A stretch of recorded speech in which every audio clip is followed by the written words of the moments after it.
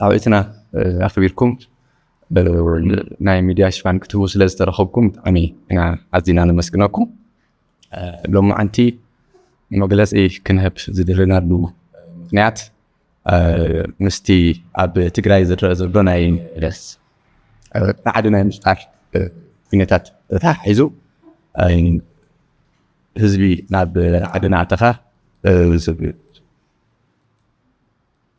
استفعل ناي جل أو دليتات كاب فقط سبري كاب حقن سرعة وسائل نمشت عم زبي بور زلوا من كسقاسات أو هزبي عادي فترة سل زلوا أو زدنا وام كل جلس خمون مدرستي كنحل فينا لومي مجلس زوجنا زلنا تزلنا له فينيتات إذا استفعل عليه من قدي نفتي هزل لنا يو فينيتات زبس كنا أكلات ويكع مرحتي تذكر جزاتي يخبها نسلوه مرحتي حزون ناي والكاوين ناي بجل أوي ناي السلطان اللي تقولوا ناي حزبي سلماوي نابه ربشوم ناب عدن ناب تنكن يأتوا وندو تقرأ هذا لا تبلغنيات زفلتي أم تحري جينوسايدال كينات وكأناي زرقي نصنات كينات زلوا هزبي بتحريقه في جبروز جبوم حبيركات أكيبكا خم تجارو في الصموز جبوم نجارات كند مقبار وزي كله رسيحة أنوت تقرأي رسيحة تمزابل ترسيحة جزاتاوي حد النت كم لاس رسيحة نبنا يقول جلاوي نايسلت أنا مثل لافن دليتات كاب حيدنا مشت عنه يتخيل زلوا وزيك عبب بجزئه حدا وجلا سراويت مش معلو أسلفه برجت سراويت مباريك قالن جن لعلوت عززت سراويت أبحق زي بزي فلت أنا ولا أربعة حفلات أنا مش معلو أسلفه نفتنا يبعلو وجلا أوي دليت مفتن من مسمر بوتيتو أتيو نتي وحسي زبله حزبي رعد خون ويكع سقعت خون بمقبار سقراينا بسقم ناتوا يركب بمسرته زفرمنا يو ناي سمعنا سلام بريتوريا فتسيمكا ويكع فتسم تأكيبكا سأنتو خند مفتار قلاو دليتات كا ويكع أو دليتات كا راح تحسابنا جبركا نتوم وانينات ملو بملو رسيخا زقبر كيدي ببجزئونا مع عبالة مسيو حزي نتسراويت ملو بملو قوتيت كأتيخا بعززتو جيركا قوتيت كأتيخا سقعت هزبو أنصار هزبو خنكساقس أنصار سرعات خنكساقس أنصار تمثكل نايتي سراويت السرارحة سراويت خنكساقس تغيرو هزبنا برعد خاطو كساقق تغير له منسي ون كافتيز انت زترف منسي عدو حديقو كسدات اب استفلاليو قلب عسى خونه بحري اب سدات كترف يغبر له اتي سلطان ناي زغبا ወይ ከዓ خباي وصاي سلطان زغبኦ ዝምልከቶ አካል ትግራይ የለን ይሉ ዘአምን ጉጅለ ሲነዮ ዝብሎ ስልጣን ንምላስ كلهم في تجري بنورخ قلته زخول كلهم نجارات يفتسم له كسب حزي بتاريخ درجة كلتيهم كم زي كونهم كلتيهم حيلتات أبشراويت أنت يفتقون له خمس جورو له لا تبع عليه مسيو تمر يزور الحكي كريو خلنا جن بجلسي تي بسمن عنت سلام بريتوريا مسار تخلى جزاوي من حدار سرحوا غير سرح عن سافيفكا بتين ببرات كي ترفه سلطان مليس كان مقصدار أفتي جاو نحدار يخونا بالعلي حزبي يو زمتة زقبر زلو ኣብዚ ዝተፈላለዩ ነገራት ከልዕሉ ንሪኢና ጭርሖታት ከልዕሉ ንሪኢና ንኣብነት ውሳነ ህዝቢ ይከበር ዝብልዎ ኣሎ ውሳነ ብሄራዊ ኮንፈረንስ ይከበር ዝብልዎ ኣሎ ውሳነ ህወሓት ይከበር ዝብልዎ ኣሎ ናብ ትርጉም ክንመጽእ ከለና እዚኦም ኩሎም ውሳነ ናይቲ ኣብ ቤት ጽሕፈት ህወሓት ዘሎ ጉጅለ ህወሓት ይፈጸም ዝኸውን ዘሎ ብግልፂ ወይ ከዓ መልእኽቲ ክሪኦ ከለና ማለት እዩ ውሳነ ህዝቢ ዝብልዎ ዘለው እቲ ካድሬታት ተኣኪቦም ዝወሰንዎ ውሳነ ብሄራዊ ኮንፈረንስ ክበሃል ከሎ እቲ ግዝያዊ ምምሕዳር ክጣየሽ ከሎ ላዕለዎት ኣመራርሓ ህወሓትን ናቶም ደገፍቲ ኣዘዝቲ ሰራዊትን ኣኪቦም ዝወሰንዎ ውሳነ እዩ ሕዚ እውን ውሳነ ህወሓት ክብሉ ከለው እውን ቤት ጽሕፈት ህወሓት ዘሎ ጉጅለ ህወሓት ዝወሰኖ ውሳነ እዩ ስለዚ ጠቕሊል ኣቢልካ ክረአ ከሎ ናይ ህዝቢ ሕቶ ወይ ናይ ህዝቢ ውሳነ ናይ ብሄራዊ ኮንፈረንስ ውሳነ ዘይኮነስ ናይቲ ቤት ጽሕፈት ዘሎ ጉጅለ ውሳነ ይፈጸም እዩ ተባሂሉ ምንቅስቓስ ዝግበር ዘሎ ኣብዚ ናይ እቶም ላዕለዎት ኣዘዝቲ ሰራዊት እውን ካብ መትከል ሰራዊት ካብ ኣሰራርሓ ሰራዊት ካብ ተልእኮ ሰራዊት ወፂኦም እዚ ንፍጻም ኣብ ምንቅስቓስ ይርከቡ ብግልፂ እዮም ምንቀሳቐሱ ዘለው ክሳብ ሎሚ ብዙሓት መግለፂታት ይብና ኢና ካብዚ ኢዶም ከልዕሉ መትከል ሰራዊት መስርሕ ሰራዊት ከኽብሩ ብዙሓት መልእኽትታት ኣሕሊፍና ኢና ፃዊዓታት ጌርና ኢና ብኣካል እውን ብዙሓት ከይድታት ከይድና ኢና ካብዚ ንክቁጠቡ ነቲ ሰራዊት ክገብርዎ ንሳቶም እውን ካብ ካድረነት ወፂኦም ጀነራላት ክኾኑ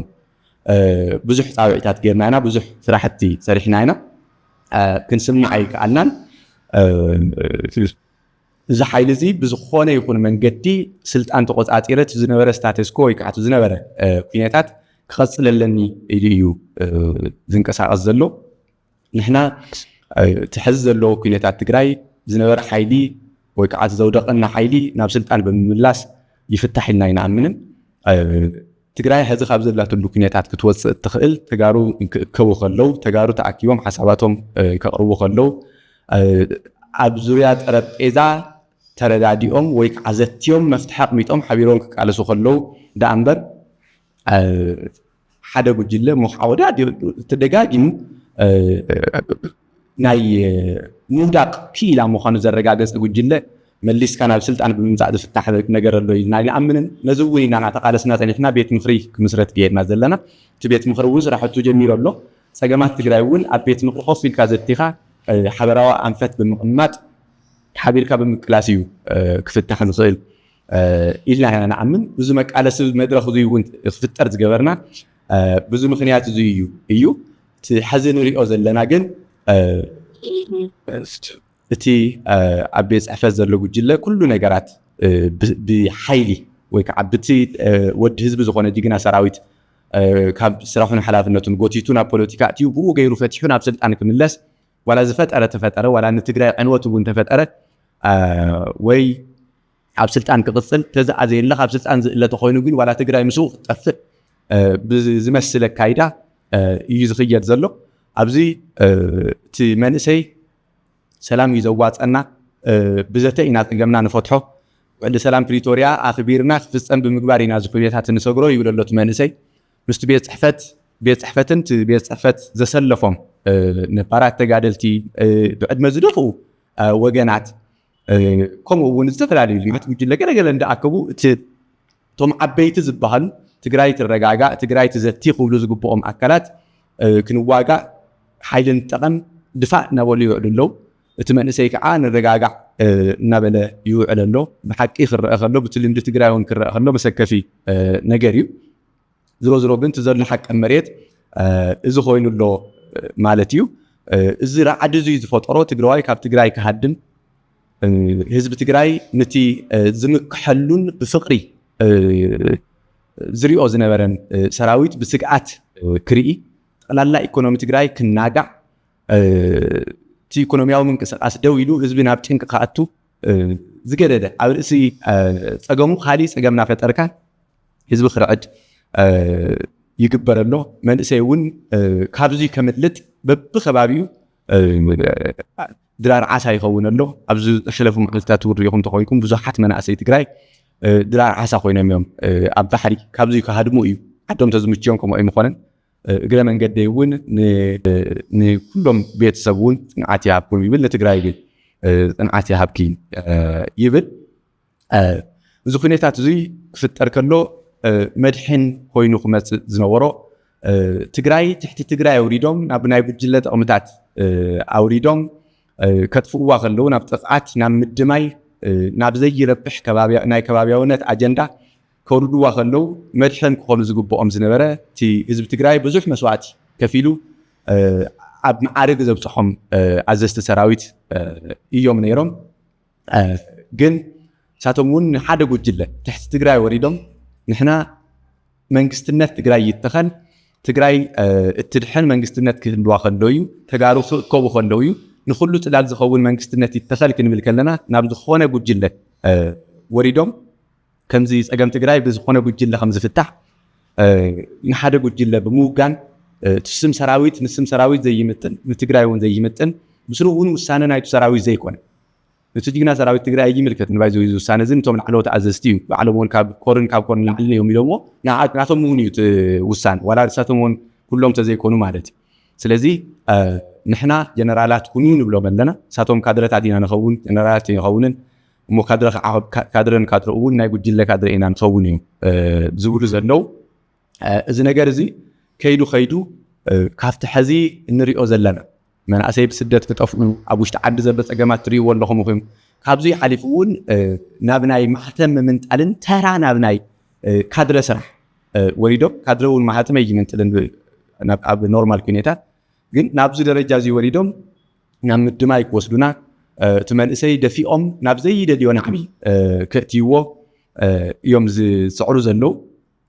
ደጋጊምና ጣውዒትና ገበርና መፂና ኢና ግን ስጋብ ሕዚ ምንም ምምሕያሽ የለን እዚ ከዓ ወጢሮም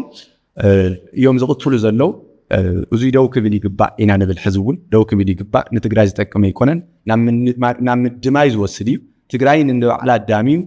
መዓንደሪት ጸላእቲ ዝገብር ኣካይዳ እዩ ዝኾነ ይኹን ወተሃደራዊ ኣፍልጦ ዘለዎ ሰብ ከምዚ ዓይነት ውሳነ ክውስነ ይኽእልን ዝኾነ ይኹን ፖለቲካዊ ኣፍልጦ ዘለዎ ሰብ ከምዚ ዓይነት ስራሕ ክፍጽመ ይኽእልን ዝኾነ ይኹን ትግራዋይ ስብዕና ዘለዎ ሰብ ከምዚ ዓይነት ስራሕ ክፍጽመ ይኽእልን ስለዚ ትግራይ ንባዕላ ከዳሚዩ ዝጎዩ ዘለው ኣካላት ሞኻም ብፍጹም ናይ ትግራይ ብዘይኮነ ዕላማን ናይ ትግራይ ብዘይኮነ ተልእኾን ናብ ከምዚ ዓይነት ኩነታት ዝወርዱ ዘለው ኣካላት ሓደ ዝሓስብዎ ዘለው ብሓይሊ ስልጣን ንዝኾነ ይኹን ጉጅለ ምሃብ ከምዘይከኣል ክፈልጡ ይግባእ ስሉ እውን ተቐባልነት የብሉን ሕና ይንቕበሎን ህዝቢ እውን ይቕበሎን ብሓይሊ ምፅኢኻ ስርዓተ ትግራይ ምፅዓን ተዝከኣል ነይሩ ዝሓለፈ ታሪክ ትግራይ ኩሉ ይምስክር እዩ ወላቲ ናይ ቀረባ እዋን እውን ምስክርና እዩ ዝኸውን ስለዚ ንትግራይ ዘዳሚ ዘጥፍእ ዳ እምበር ድልየቶም እውን ዘሳኻ ኣይኮነን ኣብ መጨረሻ እውን ባይዘይ ዝኸይድ እዚ ንሓደ ጉጅለ ናብ ስልጣን ምምፃእ ነቲ ሓደ ምውራድ ጥራሕ ዘይኮነስ ንዓቶም እውን ዘጥፊ ፈልጥዎ ዝግባእ ማለት እዩ ንዓቶም እውን ዘጥፊ እዩ ንሳቶም ዝሕለቑሉ ዘሎ ጉጅለ እውን ዘጥፊ እዩ ንትግራይ እውን ከም ትግራይ ዘጥፊ እዩ ስለዚ ኣእምሮ ዘለዎ ሰብ ናብ ከምዚ ዓይነት ስራሕ ይኣትን ሕዚ እውን ዝገብርዎ ዘለው ሰራዊት ናጎተትካ ጉጅላዊ ፖለቲካዊ ዕላማ ንምፍፃም ዝግበር ዘሎ ፃዕሪ ደው ክብል ይግባእ ንትግራይ ናብ ሓደጋ ዘእቲ እዩ ንኩልና ዘጥፊ እዩ ዝብል መልእኽቲ ክሕልፍ ዝደሊ ከምዚ ጌርካ ንዝፍጠር ፀገም ወይ ከዓ ጥፍኣት ከዓ ይንዋሕ ይቕረብ ተሓተቲ ምዃኖም ክፈልጡ ኣለዎም ዝብል መልእኽቲ እየ ዝሓልፍ ማንም ዘምልጥ የለን ግዜኡ እዩ ዝውስኖ እምበር ኣብ ህዝቢ ጥፍኣት እናምፃእኻ ሙሓይሊ ጅላኣዊ ድሌት ጥፍኣት ፈፂምካ ትቅድሚ ሕዚ ዝተፈፀመ ጥፍኣታት ንፈልጦ ኢና ከም ተጋሩ ኢና ተሸኪምናዮ ዘለና ሕዚ እውን ግን እዙይ ጠጠው የብልን ኢልካ ተመሳሳሊ መንገዲ ምኽታል ካብ ተሓታትነት ዘምልጥ ኣይኮነን ስለዚ ኣደብ ክትሓዝ ኣለዎ ዝብል እየ ክሕልፍ ዝደሊ ካልእ ግዜያዊ ምምሕዳር እውን ሱቕ ኢልካ ዓድና ጠፍአት እንዳተርኣይ እናሃለ ናይ መንግስቲ ኣካላት ንሕና ካብ መንግስቲ ወፃኢ ኢና ኢሎም ብድልየቶም ኣብ ናይ መንግስቲ እርከን ወይ ከዓ መሓውር ተቐሚጦም ኣንጻር እቲ ግዜያዊ ምምሕዳር ኣብ ዝንቀሳቐሱ ዘለዉ ኣካላት ሱቕ ኢልና ክርኢ ኣለዎ ሱቕ ኢሉ ክርኢ ኣለዎ ዝብል እምነት የብልና ዝግበር ዝግባእ ነገር ክግበር ኣለዎ እንተነኣሰት ምምሕዳራዊት ስጉምቲ ምውሳድ ግቡእ እዩ ዝብል እምነት እዩ ዘለና ስለዚ ኩሉ ካብዚ ናይ መዕነዊ ተግባር ካብ መነወር እውን እዩ መዕነዊ እውን እዩ ንትግራይ እውን ዝምጥን ኣይኮነን ካብዚ ተግባር እዚ ክቁጠብ ኣለዎ ይብል ከምኡውን ህዝቢ تزلخ نيتات معلبون كركبلو سلازيك على دون كبل سلازيك على حزب خم حزبي تمنسي كخم منسي بعد سلامو حلي بعدو عدف حلي تحزبون كم حزب على علوو قبل ملفتي تحلف لما عندي مجلس خنوغو حسبنا كنت خمس فلت تجراي اب تاريخ اتو زي تفلت ناي نكففالن ناي بوليتيكا قوسن اغاطيمو والو ካብ ግዜ ናብ ግዜ ናጋጠመ ፀኒሑ ብክልተ ዓመት እዚ ሕዚ ድማ ብዝገደደ ናና ናይ መጨረሻ ጥፍኣት ክኸውን ዝኽእል ንተጋሩ ኣብ ሓደጋ ከውድቕ ዝኽእል ኩነታት ተፈጢሩ ኣብዚ ዘለና ሓሳብ ንምክፋል እዩ ስለዚ ግዝያዊ ከምቲ ትፍለጥ ሰራዊት ትግራይ ንህዝቢ ትግራይ ዋልታ ኮይኑ ድፋዕ ኮይኑ ካብ ፀላእን ካብ ሓደጋን ክከላኸል ዝወፈረ ናይ ህዝቢ ወገንነት ዘለዎ ሰራዊት ምዃኑ ኩልና ንግንዘቦና በዚ ኮላይ ዓብይ ክብሪ ከም ዘለና ክፍለጥ ኣለዎ ይኹን ዳ እምበር ኣብዚ ግዜ እዚ ግን ዝግበር ዘሎ ሰራዊት ንሓደ ጉጅለ ሙኽዓነይ ብፖለቲካን ብዝተፈላለየ መንገዲ ንትግራይ ኣብ ሓደጋ ዘውደቓ ውድብ ናቱ ወገን ኮይኑ ነቲ ተፈጢሩ ዝነበረ ቀውሲ በንዚን ብምንስናስ ህዝቢ ትግራይ ክፈርሕ ክጭነቕ ክርዕድ ኣብ ምግባር ዝግበር ዘሎ ኣካይዳ ማንም ዝግንዘቦ እዩ ኩልና ንፈልጦ እዩ ስለዚ ንሕና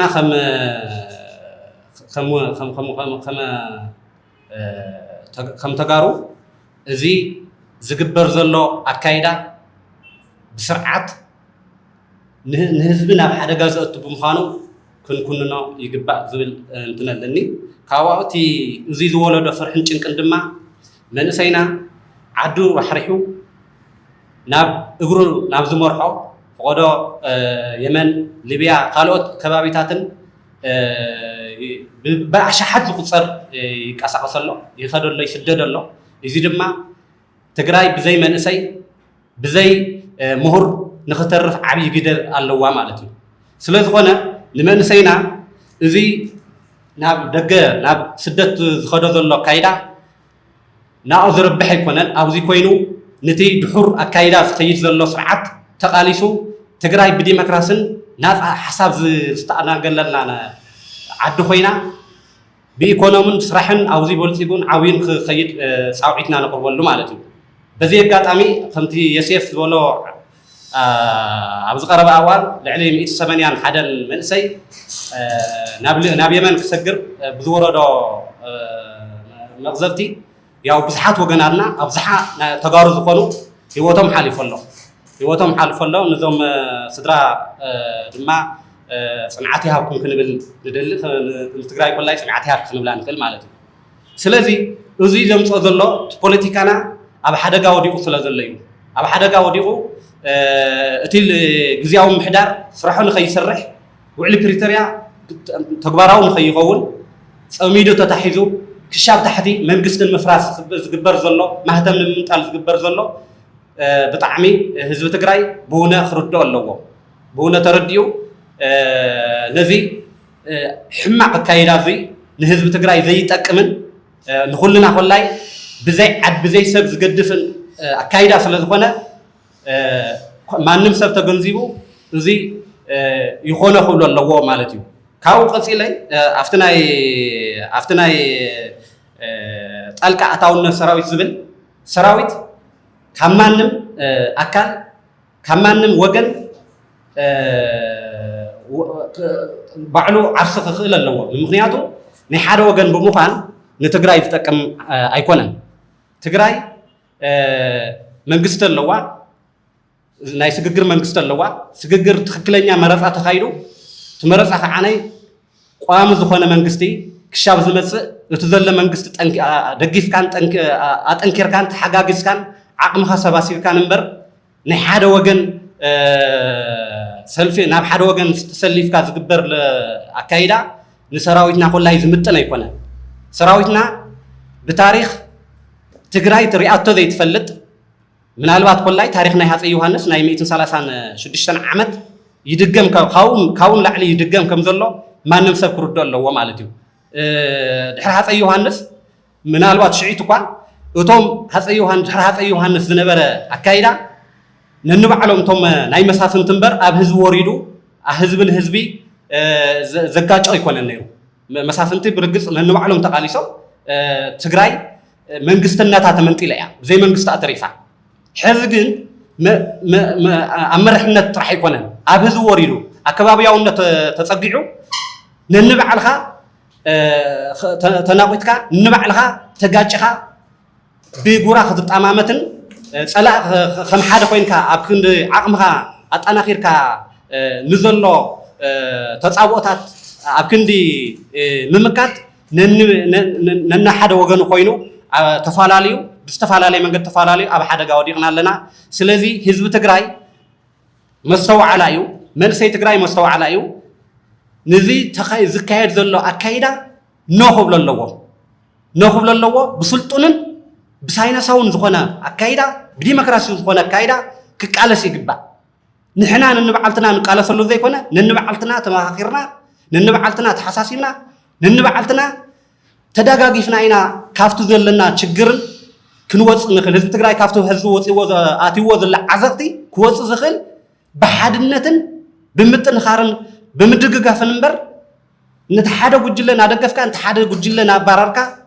ዝግበር ለውጢ ዝግበር አካይዳ ዝግበር ዝትከል መንግስት ከም ዘየለ ህዝቢ ትግራይ ክርድኦ ኣለዎ ካብኡ ቀፂልና እቲ መንእሰይ ኮላይ ካብ ስምዒት ክወጽ ኣለዎ ካብ ስምዒት ወጽኡ ነቲ ዘጥፍ ዘሎ ውልቀ ሰባት እዮም ሰራዊትና ማንም ሰብ ከኽብሮ ፈልጦ ዘለዎ ሰራዊትና ወሓስ ህዝቢ ኮይኑ ብማንም ዘይብገር ዝነበረ ሎሚ ብሰንኪ ውሑዳት ካብ ኮር ላዕሊ ዝበሃሉ ኣመራርሓ ሽሙ ክጽለምን ዝሰርሖ ታሪክ ክድምሰስን ዝግበር ዘሎ ካይዳ ደው ክብል ኣለዎ ሰራዊትና ናይ ብሔራዊ ክብርና እዩ ብሔራዊ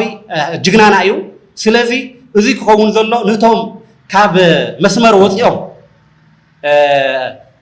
ዝኸዱ ዘለዉ ንህዝቢ ትግራይ ዘይጠቅም ሓሳብ ሒዞም ዝጓዓዙ ዘለዉ ንኽብሎም ኣለዎ ንሕና ከም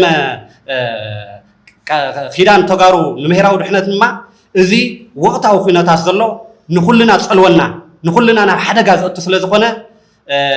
እዚ ካብ መጀመርያ ኮላይ ናተቋምና የጸንሕናና ሕዚ ኮላይ መግለጽታትን ዝተፈላለዩ መግለጽታት ንሃብና ጸንሕና ሕዚ ኮላይ መግለጽ ንህበለና መግለጽ ኮይኑ ከይተርፍ ግን ተግባራዊ ንኽኸውን ቃልስና ክሻብ መጨረሻ ዘላቂ ከም ዝኸውን ክሕብር ይደሊ ይቀኒለይ ከምቲ ብጾተይ ቅድም ኢሎም ዝገለጽዎ ኣብዚ ሕዚ እዋን ኣብ ትግራይ ኣዝዮም ብዙሓት ዘሰክፉ ኩነታት እናተረኣዩ ዘለውሉ ኩነታት እዩ ዘሎ በቲ ሓደ መዳይ ከምቲ ቅድም ኢሉ ዝተገለጸ መናእሰይ ትግራይ ካብ ስደት እውን ግድድ ኢሉ ፍልሰት ብዝመስል መልክዑ ዓዶም ገዲፎም እግሮም ናብ ዘምርሖም ሃፅ ኢሎም ዝጠፍኡሉ ኩነታት ንርኢ ኣለና ካብ ዓዶም ከምኡ ኢሎም ክጠፍኡ ከለዉ በብመንገዱ ዝገጥሞም ተጓንፎ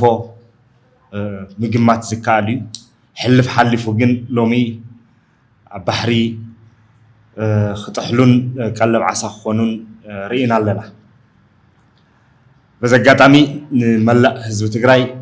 ንመቕረባቶምን ዘመዳቶምን ኣዝማዶምን ምጽንዕናዕ ክንምነ ይፈቱ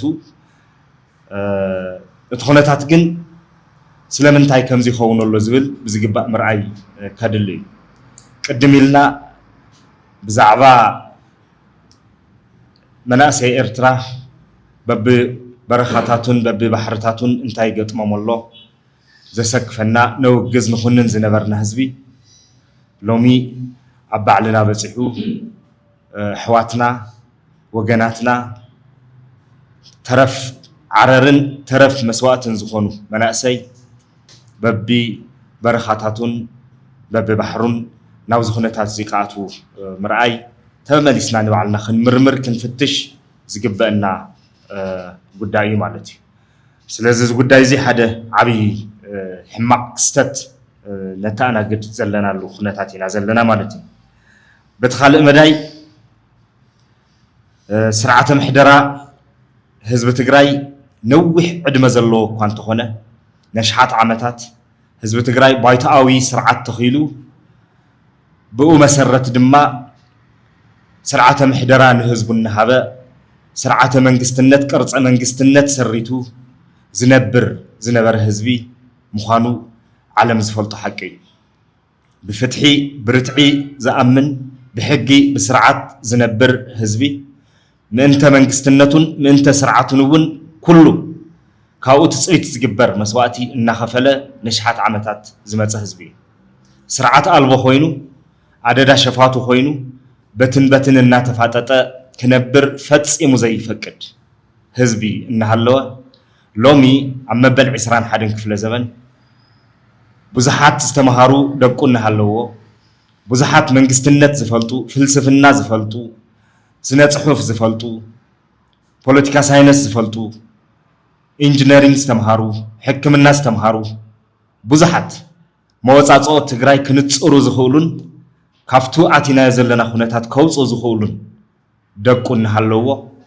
ኩሎም ዚኦም ተጓንዮም ሓሳቦም ንድሕሪት ተገዲፉ በትንዝሓለፉ ዓሰርተታት ዓመታት ኣብ ስርዓተ ምሕደራ ተቆናጢጡ መንግስትነት ጨውዩ በውድባው መሓውር ከም ሓድር ዝጸንሐ ሓይሊ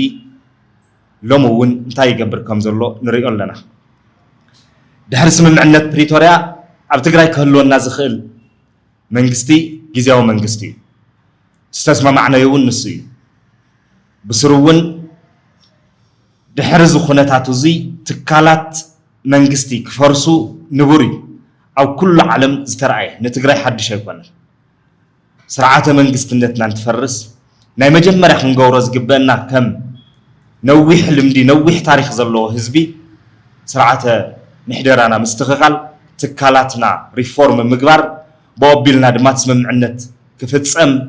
حزبنا مربطو خملس مريتنا زورور أكالات كان مريتنا خوزو ناب نور كونتات كن ملس مسرحي نير انتهونا قن إذا حيلي لومون كم تتمال زجبرو ببحثو قداي تجراي كوسن ببحثو تجراي كم نبرة النقطة خيد سلز مرته أب كبيد دلها متأتيناي حلف حلفوه تناي بعلو أب كلته متجمع نفت سراويتون زلقو سراويتون كجماعة جيروي نفت شولا خبل جيرو بفلاي اتمريح النت سراويت مالت أب كروا جزء كاب كورن العليلهم مجلس زهاو أكلت نعوز تقاوموا خالقات جنرالات أو كل تخجمع مع جيرو تناتهم حمق نايتود بحمق عفت سراوي ترح يكون نزلقو نبهزمنا ونزلقو بقلت سخن الزارب ولن تزيد لنا وي نبوليتيكاوي تشلنت كبهال كن شفافون كن تاساس من تزيد لنا هزبنا ون بخبابي تخفافيلو كتفانن زجبر من كسقاس كابله كانت يرال قلت خوين زرع زرنا نجاريز زما أكلت زيهم نتسراوت صعطي بمفتاح كيو على كي حدرة منجستنت كركب بأفهمز دفيت الناجبرو أجأن نقوم أوزخنا تاتزيات يوم الله زما عزز سراويت تاريخهم زفلت أمزاتهم زفلت جننتهم زفلت أب حلف زجبر وطرح زي كنا أب زحلفو نايس أنت تكوينات ونز تجبره تاريخهم زفلت نحن حتى زلنا بهراو تكال كوينهم تطاو كولي إذا سراويت حزب تግራይ بسرون نحت إرجزلوخ زلوا سراويت زي كونس زلاقي بهراو تكال خون دحننت هلونا حزب تግራይ كوحس زجبؤ انكو بمسوأت زتا أساسرة ትካል ህዝብ ትግራይ በተደጋጋሚ እዚ ክኸውን ምን ንጽውዕሉ ግዜ ላዕለዎት መራሕቱ ግና ኣይፋል ንሕና ህወሓቲና በተደጋጋሚ ንሕና ህወሓቲና እናበሉ ዝገልጹ ዝነበሩ ንሰብ ሰራዊትና ሰራዊት ትካል ህዝብ ትግራይ ይኹን ዝበለዲ ሰራዊት ዘፍርስ ዘሎ ወይስ ንሕና ህወሓቲና ዝብል ኣዛዚ ሰራዊት አንጻር ናይቲ ሰራዊት መትከል ዝኸይድ ዘሎ እዚ ግልጽ ክኾን ይግባእ ሰራዊት ዘፍርስ ዘሎ ኣካል እዚ ሰራዊት ጎቲቱ ናይ ሓደ ጉጅለ ወይ ናይ ሓደ ውድብ መገልገሊ ሓላዊ ስልጣን ሓላዊ ረብሓ ክገብሮ ዝደሊ ኣዛዚ ሰራዊት እዩ ንሱ እዮም ዝገብሩ ዘሎ ናብዚ ከመይ ኣትዮም በመጀመርያ ደረጃ እቲ ጉጅለ ህወሓት እዚ ሰራዊት እዚ ሓይሊ ተጠቂሙ ስልጣን ንኸረክቦ ብቃልዕ እናጎስጎሰ ድፊት እናገበረ እናጨነቀ ከም ዝመፀ ኩልና ንፈልጦ ሓቂ በብግዚኡ በብመግለፂኡ ምስ ሰራዊት ወዲእና ኢና ይብል ኣፍቶም ናይ ሰራዊት ኣመራርሓ ድማ ካይዶም ንሪኦ ሓደ ግዜ ብመግለፂ ህወሓቲና ይብሉ ካልእ ግዜ ኣፍቲ ናይ ትውድብ ናይ 2 ወርሒ ሙሉእ ኣኼባ ኣቲኻ ናይ ትውድብ ጉዳይ ናብ ህዝቢ ክወፅን ትምፍልላይ ክመፅን ብምግባር ንሳልሳይ ግዜ ድማ ኣብዚ ቀረባ እዋን ነቲ ሓደ ጉጅለ ህወሓት ንድግፍ ዝብል መግለፂ ሒዝካ ብምውፃእ ዘርኣይዎ ጉጉይ ተግባር ንሕና ነውግዞ ዘለና ተግባር እዚ እዩ ግን እዞም ኣካላት እዚኦም ካፍቲ መትከል ክኸውን ዝግብኦ ብሄራዊ መርገፂ ናይቱ ትካል ንሱ ወፃእ ብዝኾነ መንገዲ ናብ ዞባታት ናብ ወረዳታት ናብ ጣብያታት እናኸድካ ምምሕዳር ምፍራስ ማህተም ምምንጣል ካብዚ ሓሊፉ ነቱ ሓደ ጉጅለ ናብ ስልጣን ንምምላስ ዝግበር ከይዲ ፍጹም ጌጋ ዝኾነ ኣካይዳ እዩ እዚ ዝተሰሓተ ኣካይዳ እዩ ንህዝቢ ትግራይ ናብ ጭንቂ ናብ ፍርሒ ዘእቲ ብስሩ እውን ሕልፍ እንተይሉ ንንባዕልኻ ናብ ምትኳስ ዘምርሕ ኣካይዳ እዩ ካብዚ ዝሓመቐ ታሪክ ክህሎ ይኽእል ኣብ ትግራይ ህዝቢ ትግራይ ንንባዕሉ ክታኾስ እንተጀሚሩ ካብዚ ዝሓምቕ ታሪክ ክህሎ ይኽእል ታሪክኩም ከይተበላሽው ኣብ መወዳእታ ታሪክኩም ከይተበላሽው ንብል ዘለና ምእንቲ እዚ ዝኾነ ይኹን ብሓይሊ ዝመፅእ ምምሕዳር ቅቡልነት ክህልዎ ግቡእ ኣይኮነን ናይ ሲቪል ምምሕዳር ናይ ፖለቲካ ጉዳይ ናይ ዝተዓጠቐ ጉዳይ ክኸውን ኣይኽእልን ስለዚ ካብዚ ጉዳይ እዚ ዓርሶም ከተግልሉ ብተደጋጋሚ ፃውዒት እንዳገበርና መፂና ኢና ሕዚ እውን ኩሉ ዓይነት ኣማራፂ ነፂካ ኩሉ ዓይነት ውዳበ ረጊሕካ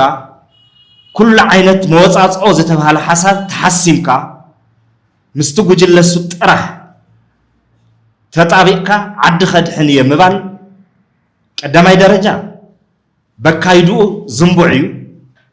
ካልኣይ ቅቡልነት ኣይብሉን ሳልሳይ ትግራይ ከም ትግራይ ናብ ዝፈለየሉ ሕማሶ ዘምርሕ ካይዳ ስለ ዝኾነ ፍጹም ተቐባልነት ክህልዎ ኣይኽእል ንባዕልኹም እውን ኣብ ታሪክኩም ጸሊም በሰላ ኮይኑ ዝቕመጥ ተግባር ስለዚ ካብዚ ጉዳይ እዚ ንዕጋስ ኣድላይ እዩ ማለት እዩ ኣብዚ ጉዳይ እዚ ተሓተቲ ክኾኑ ዝግብኦም ሰለስተ ኣካላት እዮም ብኣውርኡ ዘለዉ ቀዳማይ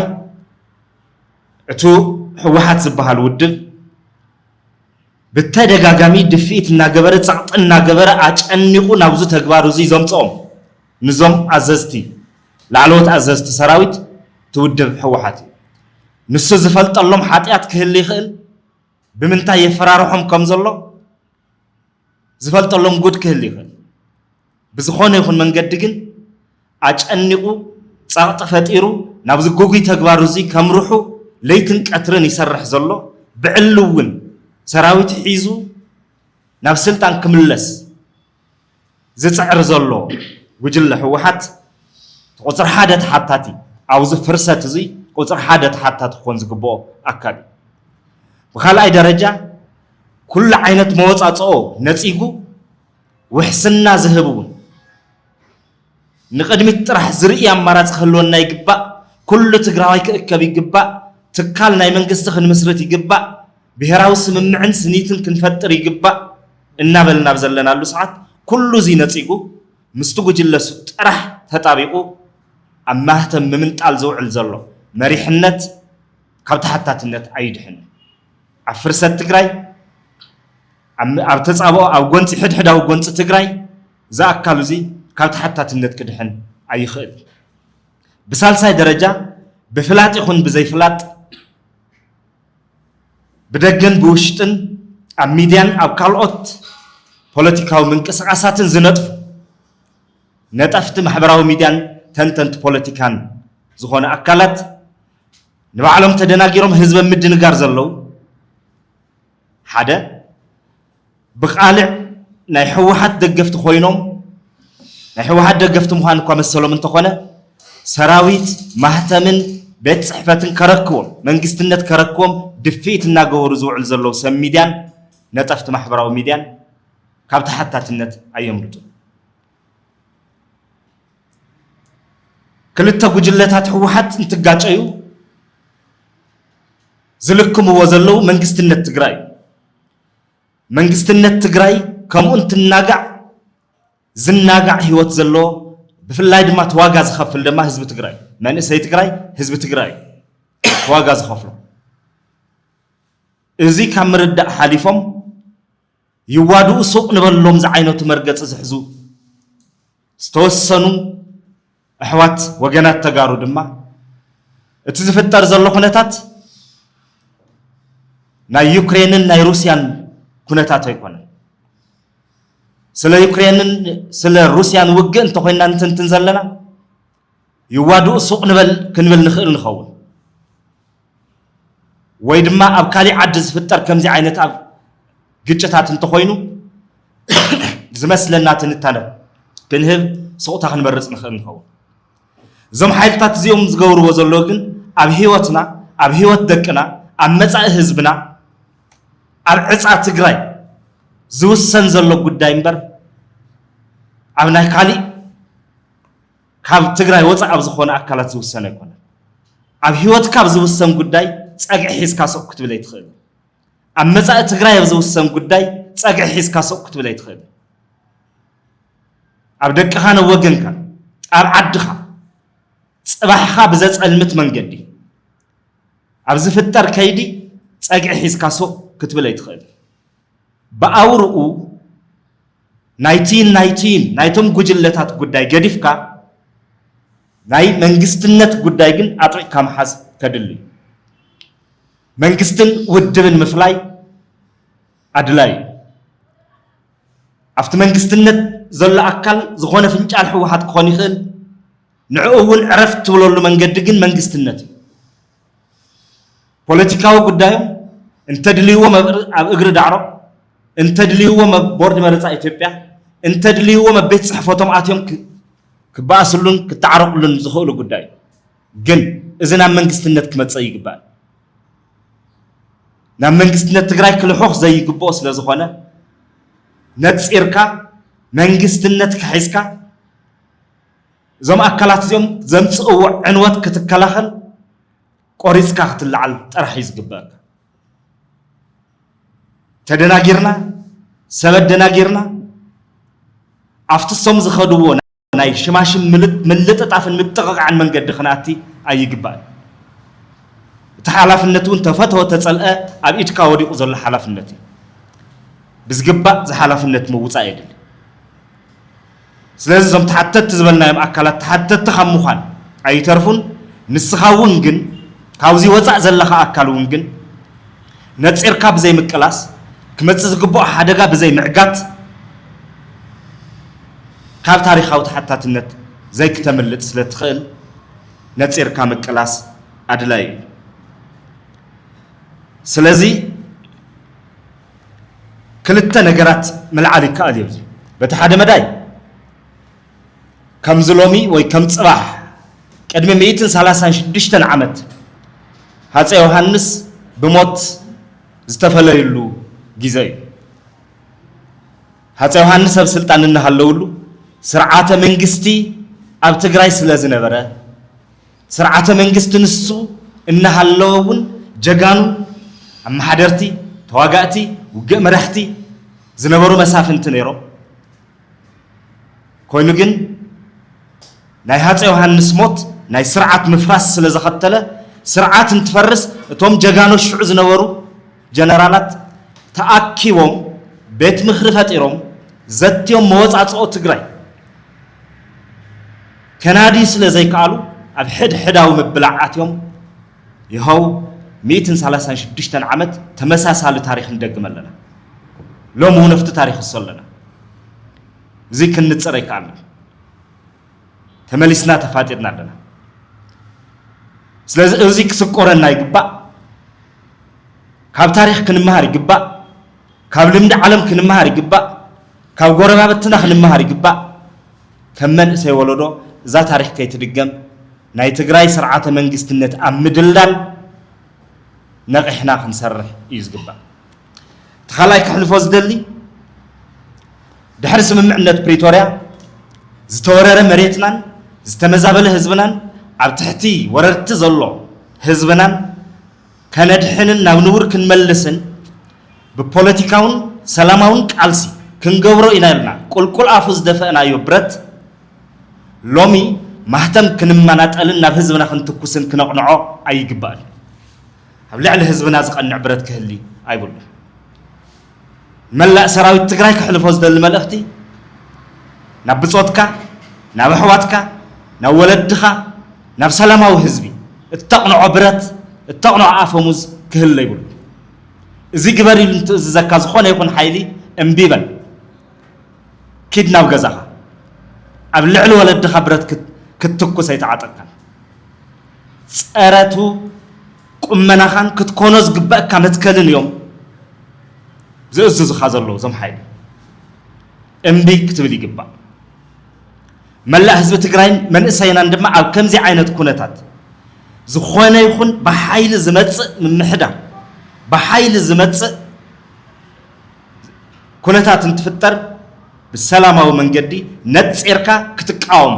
ተወዲብካ ክትቃወም ይግባእ ክትቅበል ኣይብልኻን ትግራይ ብስሩዕ መንገዲ ዝትከል ስርዓተ መንግስትን ምሕደራን ጥራሕ እዩ ከድሕና ዝኽእል እዚ ዝገብር ድማ ቤት ምኽሪ ተመስሪቶሉ ንነዊሕ ግዜ ዝተቃለስናሉ ኩሎም ተጋሩ ዝእከብሉ መዋፃፅኦ ትግራይ ዘእንፍት ኩሉ ትግራይ ኣለውኒ ዝበለቶም ደቀን ዘምሃረቶም ደቀን እሳቶም መወፃፅኦ ኢሎም ዝተወደቡሉ ሓሳባትን ዝሓዙ ኣካላት ኩሎም ኣብ ቤት ምኽሪ ተኣኪቦም ኣለዉ እዚ ቤት ምኽሪ እዚ ምቅዋም ናይ ተጋሩ ምእካብ ምቅዋም እዩ ካብ ህልኽ ካብ ተኽኒ ዝብገስ ሕድሕዳዊ ምትህልላኽ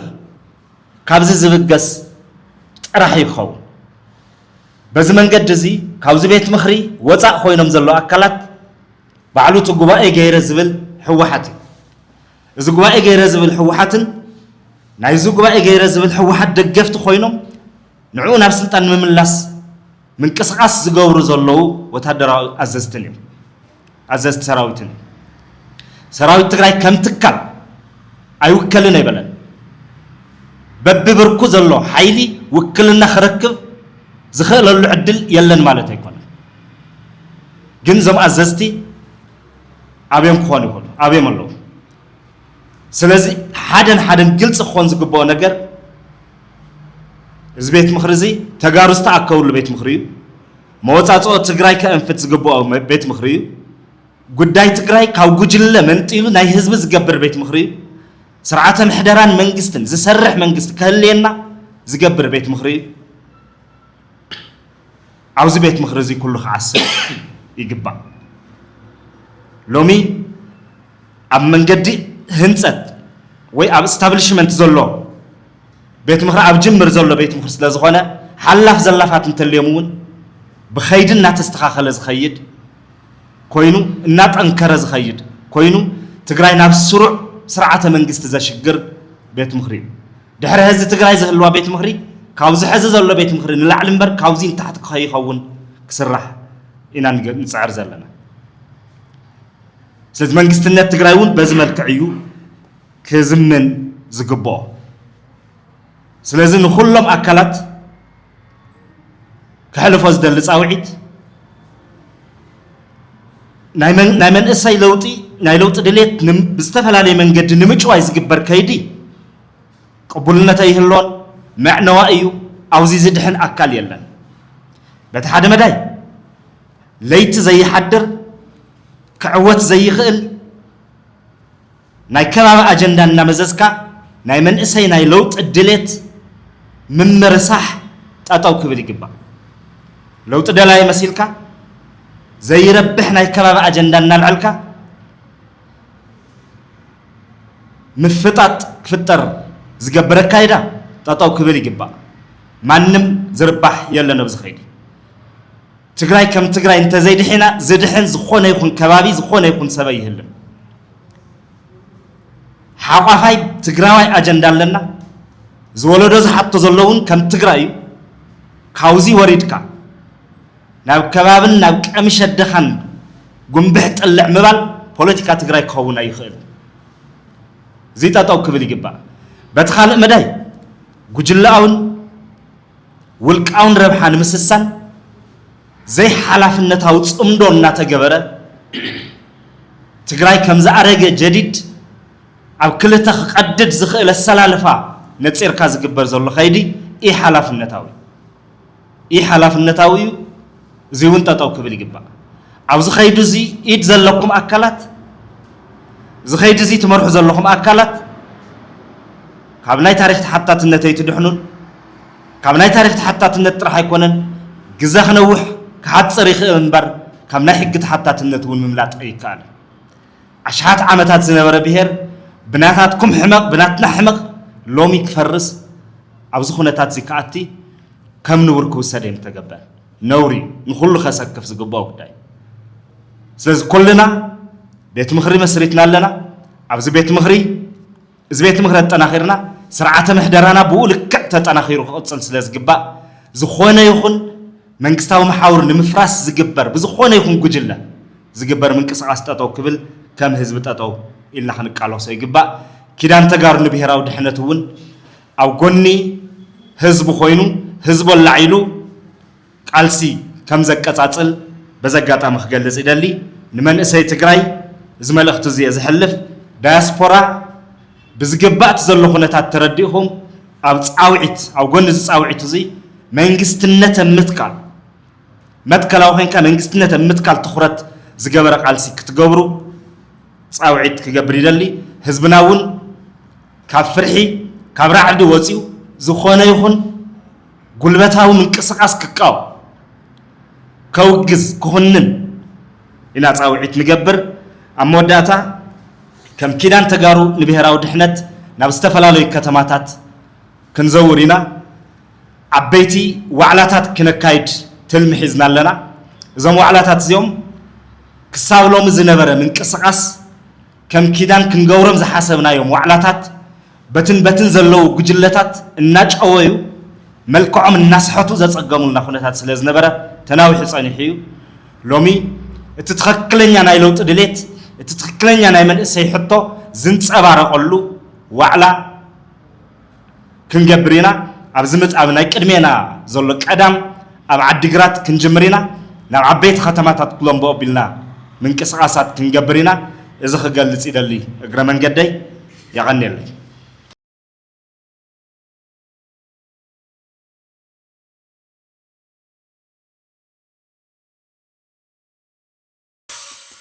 Mm.